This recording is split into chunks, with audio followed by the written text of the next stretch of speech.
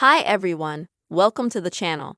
In this video I will tell you how you can very easily check if your iPhone is original or refurbished. Please subscribe to our channel, put your likes, write your comments after watching this video. And let's get started. So, first of all, we're going to open up the phone settings. Here we're going to scroll through a little bit, we're going to open General. And then we're going to open up the very first About. And here we're going to have the model number and what you need to pay attention to. If your model number starts with the letters M, as in my case, or P, it means that your iPhone is original. If your model number starts with the letters N or F, it means it's refurbished.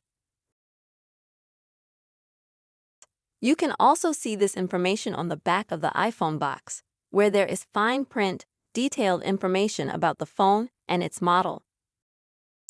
This is a very basic way to see and check if your iPhone is original or refurbished. I hope this video was useful for you. Subscribe to our channel, put your likes, write your comments, and see you soon, friends.